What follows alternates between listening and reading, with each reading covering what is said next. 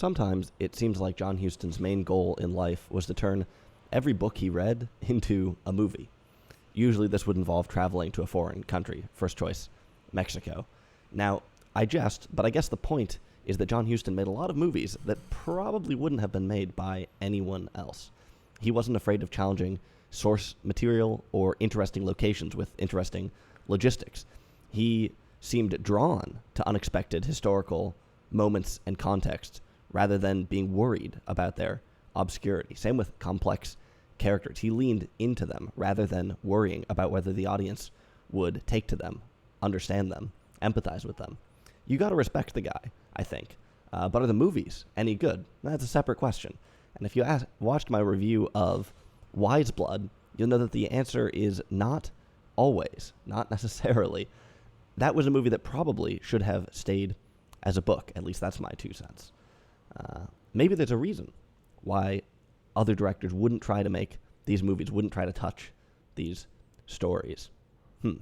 What about Under the Volcano? Well, it's another ambitious adaptation, this time of a book by Malcolm Lowry. Quite a famous book. Haven't read it. It's set in a village in Mexico and was filmed in a village in Mexico, the same village where The Magnificent Seven, the original, was filmed. It's got interesting historical details as well. It's the eve of the Second World War, 1937. There's a lot of talk about the Civil War in Spain, and there are also some hints of fascism in Mexico. Interesting. We're kind of off the rails of mainstream historical dramas here. This isn't D-Day or The Blitz. Is it historically accurate? I don't know. But it is interesting, and you can see why Huston thought it was kind of a cool time and place to set a movie. One thing that annoyed me about Wise Blood is that it isn't really clear when that movie is set. But here, the movie tells us from the beginning it's 1937.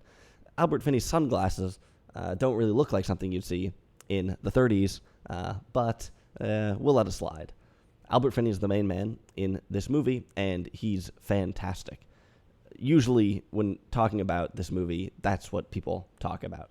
We'll talk about more, but Albert Finney certainly is one of the most notable things about this film. He plays an alcoholic consul, some kind of a diplomat. It's not entirely sure what he does. Mainly, he gets drunk and stumbles around this small town under a volcano.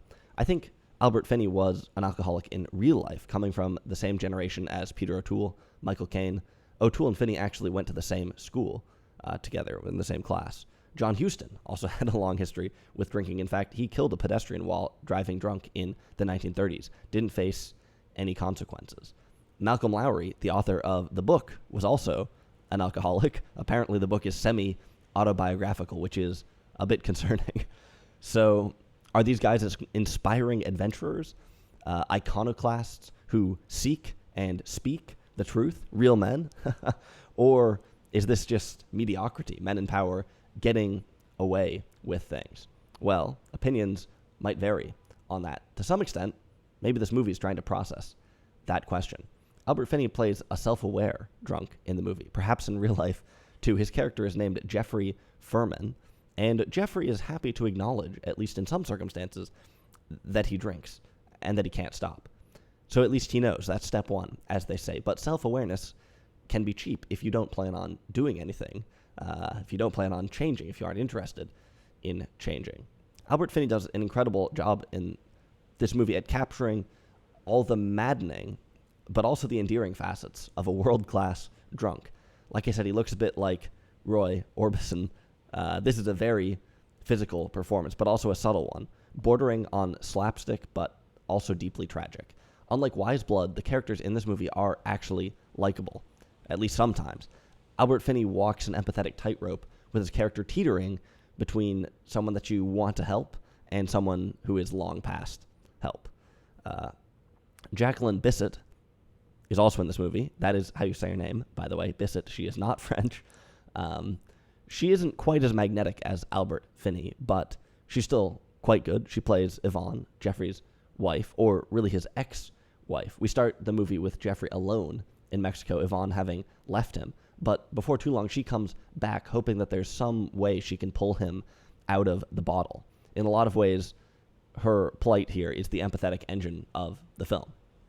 One thing I noticed in a lot of John Huston films, but didn't really mention in previous reviews, is that he often invokes a certain type of drama that's a bit like a tug of war. Two characters who are ostensibly friends or lovers, ostensibly on the same side, and yet they are combative. They are tussling verbally, trying to get the upper hand, trying to dominate each other. This is really true in Reflections in a Golden Eye, and in a less extreme way, it's true here, as Jeffrey and Yvonne kind of wrestle over his drinking, with Yvonne trying to have him confront things, change, and Jeffrey playing along to some extent, but also trying to outmaneuver her at every turn, do something else. This, I don't know, it's maybe way too abstract to make any sense here, but I feel like this is a common kind of dramatic mechanism. The movie that really comes to mind is something like Who's Afraid of Virginia Woolf or something like that. A common mechanism coming out of sort of the 50s and earlier cinema that I think John Huston has used in a lot of his movies. Who's Afraid of Virginia Woolf is not a John Huston movie, just to be clear. But there's also a handsome young reporter in this movie to make things even more complicated. He happens to be Jeffrey's half-brother, named Hugh, played by Anthony Andrews, who gives an all-singing, all-dancing performance. Kind of unbelievable. Perhaps a little bit too clean-cut for his surroundings. A heartthrob that might fit better in a movie from 1954. In some ways, this movie really bears some marks of being of a past generation. Though in other ways, I think it's quite forward-thinking. Overall, the acting in this movie is great. The characters are strong. We have people to care about. We have tension. We have quite a few mature moments, frank conversations about what Jeffrey is doing to himself. People being uncertain, there we go, uncertain about what to do, if it's salvageable, if they're helping him to contradict him or not, if he's beyond hope, what they should do. I mean, like I said, Yvonne leaves, divorces him, but then comes back, deep uncertainty. We've got these frank moments, but we've also got dishonest moments, insincere excuses from Jeffrey, allowances from others, people turning the blind eye. Lots of moments where people sidestep the truth, choose not to think about it or talk about it. Interesting to see how those things all relate to each other. So a substantive movie and a fairly engaging movie. Overall, really quite a good movie, I think. There's some issues. I'll come back to them. One of my favorite things about the movie is how it uses the location. Not all movies filmed on location are created equal. For instance, I reviewed the awful movie Green Mansions on this channel a while ago, almost a year ago. That's a movie that claims to be shot on location, and they did bring a camera to South America and use it, but they didn't bring any of the actors to the location. So the movie relies very heavily on rear projection and terrible sets and a couple of obviously Californian locations. Stitch that all together for an absolutely garbage end product. Of course, John Huston would shudder at these things. He actually likes filming his movies on location, bringing the actors. They're doing it for real.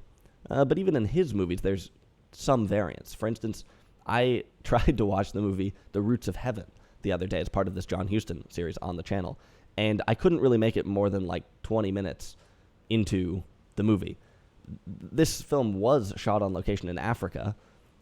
There's some wildlife in it. They definitely go on a safari, but a lot of the locations are totally generic and probably could have been filmed just about anywhere. More importantly, maybe the movie just doesn't seem authentic at all and doesn't seem to capture a real place, despite having been filmed in a real place. Like I said, bad movie. At least the first 25 minutes are bad. Maybe it gets better. Who knows? I'm not reviewing this movie here, and I will not be reviewing this movie on the channel. This movie is kind of the opposite. Under the Volcano, there's no way this could have been made without going to Mexico. Now, when this movie was made, I think that John Huston actually lived at least part-time in Puerto Vallarta. Huston renounced his U.S. citizenship for Ireland in the 60s, but he lived and worked all over the place, and Mexico was seemingly one of his favorites. Night of the Iguana, another movie he filmed there, actually filmed in Puerto Vallarta. There's a statue of him in Puerto Vallarta from when he filmed that movie, I think, or commemorating the filming of that movie. This movie, Under the Volcano, has a lot of Spanish in it. No subtitles, but easy to follow along. Generally, this is a vivid look at Mexico, but it doesn't entirely steer clear of cliches. For instance, it happens to be the Day of the Dead when the movie kicks off, because, of course. There's also something maybe more subtle and abstract going on. In this movie, Mexico is treated like a place at the end of the world, somewhere you go to lose yourself. I think this idea is pretty common in Hollywood movies, sort of othering foreign countries. In some ways, I guess it makes sense because these places are a long way from Hollywood, California, and the transportation of white characters and audiences to them is bound to be kind of strange. On the other hand, these are real places with real people, and there isn't anything inherently strange about them. So is it really that perceptive of a movie to treat everything as bizarre and surreal? I guess all this is to say that there's a very particular type of gaze when going to visit Mexico, when going to get lost there, when falling off the map. The country is treated a bit like Hotel California. Like I said, this is kind of common even outside of Mexico. Sometimes maybe it fits into some larger themes. You might think about Heart of Darkness, for instance, Apocalypse Now. Sometimes it's just sort of a vibe. In this movie, it's kind of just an undercurrent, I would say, of this, a place to get lost, a place to be an alcoholic and never find yourself again. Interesting. I think in some way this is probably linked to a colonial dynamic of the movie. Just about every John Huston travelogue has colonialism in the foreground. In The Roots of Heaven, for instance, the good guy goes up against the colonial government to increase wildlife protections. He doesn't want elephants to be poached. He doesn't think the colonial government is doing enough to stop that. And this is a noble cause and vaguely subversive. He's going against a government. But he doesn't really seem too worried about how the colonial government might be treating the people, or about how one country might be subjugating another, stripping its resources away for its own good. But, saving the animals is a nice non-political plotline, one that can be spoon-fed to American audiences. Although I guess some Americans do like shooting elephants, but what can you do? To me, Roots of Heaven is basically just a small-minded movie. I'm not saying that it should adopt any particular political viewpoint. I'm just saying that it seems out of touch with reality. It seems naive, and gives us what can, I think, only be described as just a strange, out-of-touch depiction of the colonial government. In this movie, things are different. In 1937, Mexico would have already been independent for more than 100 years, I think. But this consul character is still clearly part of some kind of colonial mechanism. What the heck is this random British guy doing in Mexico anyway? What is his purpose as a diplomat? What's this whole diplomatic network even about? There's a system that put him there and sustains him there. He doesn't live like the locals, and he doesn't really make obvious community contributions. That said, it's not like this guy's evil. He does seem to genuinely enjoy the culture, perhaps mainly as a consumer. So anyway, Huston usually takes us to colonial or post-colonial places. He has characters and plot lines that lean on colonial dynamics, and yet he never really gives us any critique of colonialism. In some movies, I think this doesn't work very well. Like in The Roots of Heaven, the movie just feels naive. But in this movie, I think it might be fine. I'm not sure it matters a whole lot. In fact, it might add complexity. Huston does not moralize about the perils of drink in the movie, despite it being a major theme. So why should he moralize about colonialism? Perhaps it's there for the audience to see and think about. Perhaps it just adds another subtle dynamic to the film. Now, to say that, you'd be investing in Huston. You'd be putting your faith in him being this perceptive, thoughtful person. And is he? Well, not sure. But either way, it's a pretty minor sort of undercurrent in the movie. I can already hear some of you out there saying, oh, this millennial SJW just wants to talk about colonialism, doesn't understand John Huston is a legend. First of all, I'm not a millennial, but more importantly, I'm not interested in giving movies any kind of moral seal of approval. I bring this up only because I think it's an interesting facet of the movie. I will admit that I'm still making up my mind about John Huston, and honestly, it's a bit confusing that he can make a movie like this, which is vivid but also has a light touch, not too preachy.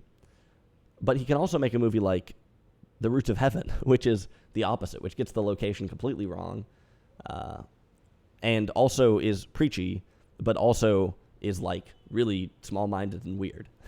Those movies are decades apart, so it's maybe not too surprising that they're different, but nonetheless, it's a bit hard to reconcile them, particularly as we get further into this John Huston series and try and figure out who this guy really was. It's obvious why John Huston has traction as a celebrity, or why he had traction as a celebrity, why he had fans. You know, he had a huge personality.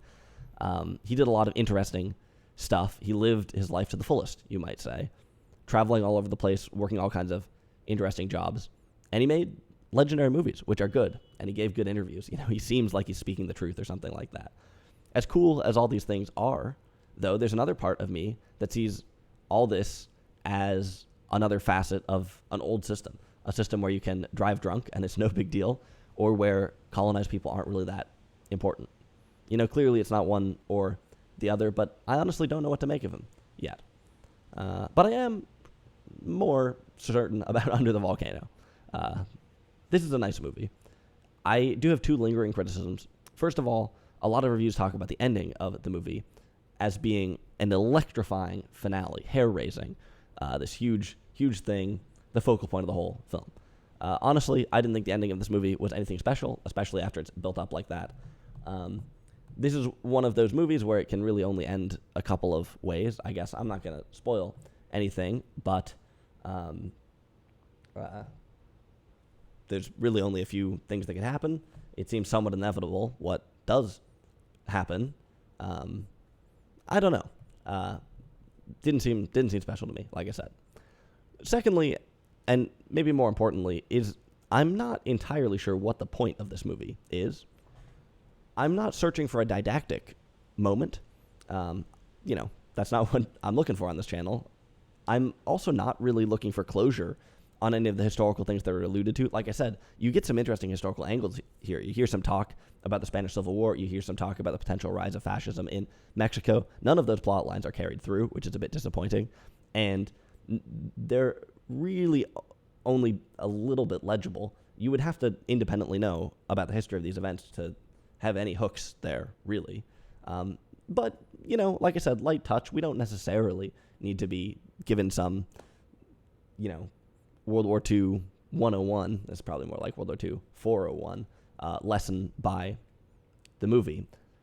So what's missing? I'm not exactly sure, I guess. But in one way or another, this movie just felt a little bit pointless to me. Very well made, but why? Maybe if I were more invested in the archetype of the drunk or of the small Mexican town, maybe if it didn't feel to me like the ending was a bit inevitable, or maybe if I came down a little bit on the other side of the empathetic teeter-totter that Albert Finney is walking along, then maybe this movie would have felt more deeply meaningful to me. And hey, maybe it will to you. But as it is, it just didn't, I guess. Oddly enough, I felt like Wise Blood was a movie that did have a lot of reasons to exist, had a lot of interesting things to say, a lot of subtext, a lot of details. It just wasn't a very good movie to watch. This is kind of the opposite of that. So that's Under the Volcano, one of the better John Huston movies that I've seen, besides the like really famous ones. We have a couple more John Huston movies coming up. Really excited about those. In fact, next week I travel to Dublin to see firsthand the setting of his final film. That's not why I'm going, but it will coincide nicely with an upcoming review. So stay tuned for that, as well as some really, really interesting international movies coming up in between the John Huston Fest.